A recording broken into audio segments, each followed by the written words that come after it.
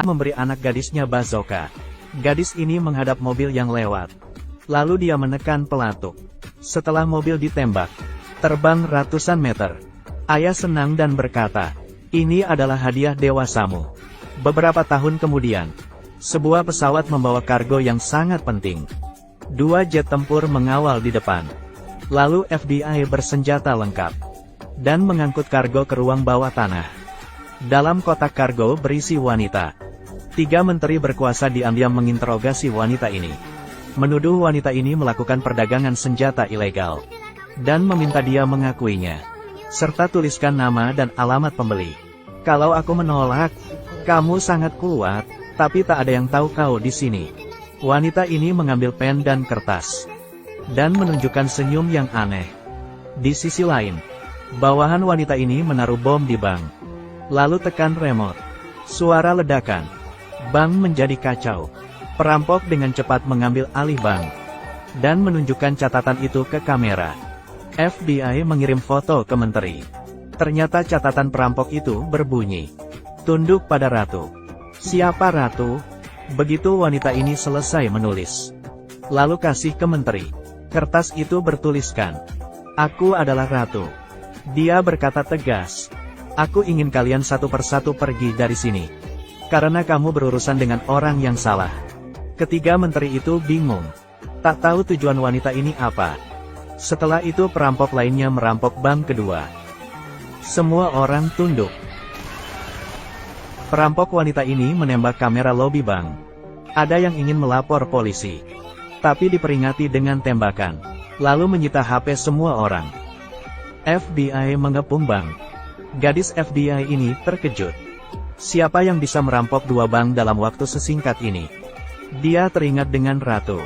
Dia segera memberitahu bosnya tentang tebakannya. Ratu mungkin punya rencana yang lebih besar. Disarankan agar 765 bank di kota dipertahankan. Atasan mengira gadis ini gila. Membesar-besarkan hal. Gadis ini dan rekannya baru sampai di bank kedua.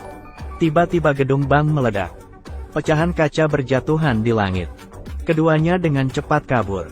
Saat ini seorang perampok menaruh catatan di kaca bank. Dan tertulis, "Tebakanmu benar." Gadis ini lebih yakin dengan penilaiannya sendiri. Perampok gunakan obor las. Dan buka brankas bank. Perampok tak tertarik dengan uang.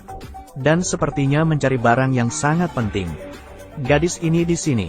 Menerima info bahwa bank keempat dan kelima dirampok. Atasan akhirnya menyadari keseriusan hal ini. Menyuruh gadis ini ke ruang rahasia bawah tanah. Ratu sudah tahu dari awal gadis ini akan mencarinya. Begitu lama baru datang. Gadis ini terkejut. "Kamu dari tadi menungguku ya?" Keduanya bertarung beberapa tahun lalu. Gadis ini bertanya pada Ratu, "Apa tujuan merampok bank?" Ratu berkata bahwa ini adalah pembalasan dendam. Keduanya tahu kekuatan satu sama lain dengan baik. Gadis ini teringat. Di dalam brankas bank terbesar di kota, ada lebih dari 6.000 ton emas. Sarankan menteri untuk mengirim lebih banyak FBI ke pertahanan. Menteri mengira dia melebih-lebihkan Ratu. Ratu dalam bahaya sekarang. Orang-orang di luar dirinya sudah gagal. Menteri menyuruh FBI untuk menyusup ke bank lewat saluran ventilasi. Mencoba menyelamatkan orang dalam bank. Perampok sudah menduga. Dan sudah di dalam ventilasi. Penuh dengan bom. Cepat keluar dari situ. FBI segera mundur. Sekejap terjadi ledakan. Dan pipa air rusak. Air menyembur keluar. Para perampok di lemari besi bank pertama menaruh bom. Dan meledak. Lalu meretas rantai komando menteri. Perampok kirim rekaman ke layar. Di belakang dinding lemari besi mengarah ke bank ketujuh. Sekarang menteri ini terburu-buru. Meminta Ratu segera berhentikan itu. Tapi Ratu senang dan tertawa. "Aku sarankan kau resign dulu." "Maaf, aku menolak itu." Ratu memberi isyarat untuk melihat layar lebar. Perampok membobol brankas bank ketujuh. Dan bongkar brankas menteri botak ini. Di dalam penuh dengan data yang tak bisa dilihat menteri ini. Sekali data ini dipublikasikan, menteri botak ini akan ditangkap. "Kamu adalah selanjutnya." Ratu tersenyum bangga. Tiba-tiba terjadi ledakan di pernikahan wanita ini. Semua teman baiknya terbunuh. Hanya tersisa dia dan suaminya. Berapa tahun itu? Wanita itu ditahan menteri di ruang bawah tanah. Sebenarnya wanita ini sengaja ditangkap. Dia mau datang balas dendam. Bawahan wanita itu menculik putra menteri wanita. Para penculik kirim rekaman ke layar lebar. Penculik lepaskan tudungnya. Menteri wanita melihat itu putranya. Dan dia terkejut. Aku yang menangkap anakmu. Jika terjadi sesuatu pada anakku, aku akan menggantungmu dengan tanganku sendiri. FBI memeriksa pengawasan. Sebuah mobil mencurigakan masuk terowongan. Gadis FBI ini mengikuti petunjuk untuk memburu. FBI menemukan anak menteri. Tapi dia diikat dengan bom. Sekali meledak. Akibatnya sulit dipercaya. Tapi perangkat ini terbuat dari titanium. Bahkan dengan pemotongan plasma, dibutuhkan 6 menit untuk menghapusnya. Sekarang hanya tersisa 2 menit. Hanya bisa menebak password. FBI memasukkan beberapa set password. Dan salah semua. Waktu hanya tersisa 40-an detik. Putra menteri sangat emosional. Sekarang hanya tersisa 13 detik. Gadis ini teringat perkataan ratu. Setelah menebak password, maka cepat ketikan. Akhirnya tebakan benar. FBI dengan cepat menurunkan bomnya. Lempar ke belakang perisai. FBI melihat perisai penuh dengan pecahan peluru. Sekali kesalahan akan meledakkan semua orang di ruangan itu. Tapi penculikan ini, para perampoklah yang sengaja mengalihkan perhatian FBI. Perampok dengan cepat menyita bank. Dokumen penting ditemukan di lemari besi bank. Saat ini di lobi bank, satu orang menunjukkan sedang tak sehat. Perampok membawanya keluar dari bank. FBI melakukan pemeriksaan pada pria ini. Ternyata ini adalah jebakan perampok. Perampok wanita sengaja menempelkan benda ke lengan pria ini, membuatnya pucat dan sulit bernafas. Orang FBI ini juga bawahan ratu. Dia bantu lepaskan sepatunya. Gunakan kesempatan untuk lepas disk di sepatunya. Perampok manfaatkan dia yang tak tahu apapun, dan mengambil dokumen penting itu. Setelah bawahan ratu mengambil dokumen itu, lalu bersiap pergi. Tiba-tiba ada pistol di belakangnya. Gadis FBI ini melihat metode mereka. Lalu ambil dokumennya. Dan dia memberikan dokumen ke menteri ini.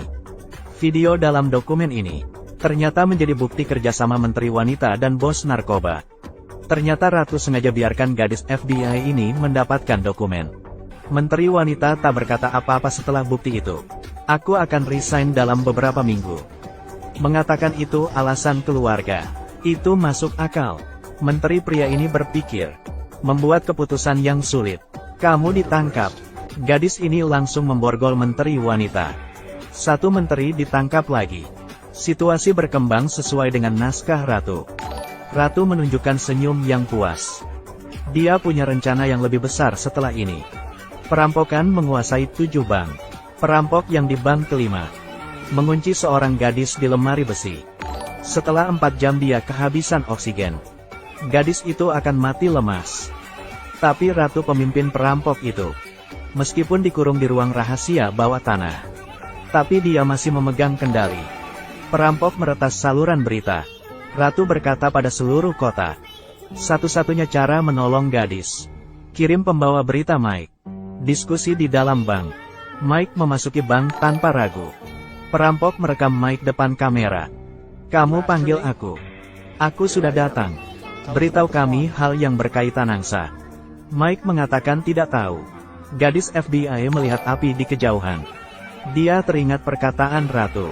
Di mana ada asap di situ ada api. Setelah periksa, menyadari tempat yang kebakaran bernama angsa. Gadis ini merasa tidak enak.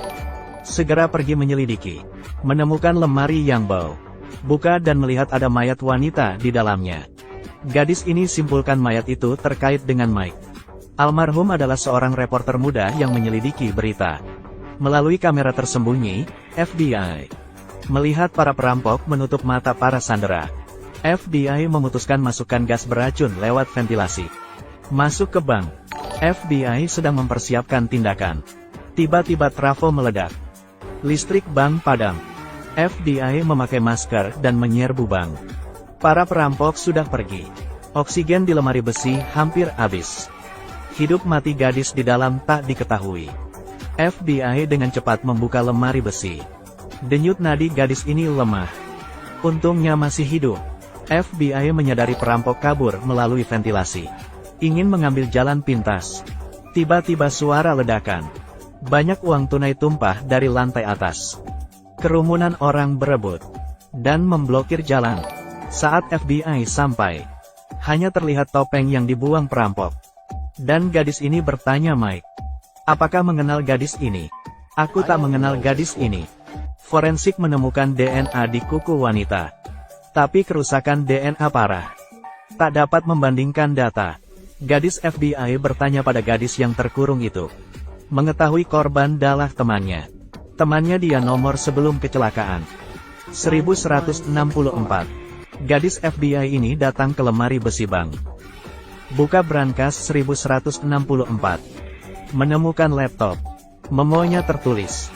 "Jika terjadi sesuatu padaku, lihat file di dalam." Gadis ini memeriksa file komputer almarhum. Dia menyelidiki hubungan Mike dengan sindikat kejahatan. Mike mendapat manfaat setidaknya 6.000 W. Gadis ini memutuskan Mike lah pembunuhnya. Dia kembali menemui Mike. Bilang dia bohong tentang DNA dari kuku mayat itu. Cocok dengan DNA sisir Mike. Mike merasa bersalah. Mengakui kejahatannya. Gadis ini menangkap Mike. Layar lebar memberitahu. Berita Mike ditangkap karena pembunuhan. Saat itulah Ratu meretas saluran berita lagi. "Kalian lihat, jangan mempertanyakan metodeku. Pembunuhnya sudah tertangkap." Gadis ini sepertinya mengubah pandangannya terhadap Ratu. Dia juga tahu Ratu punya rencana yang lebih besar.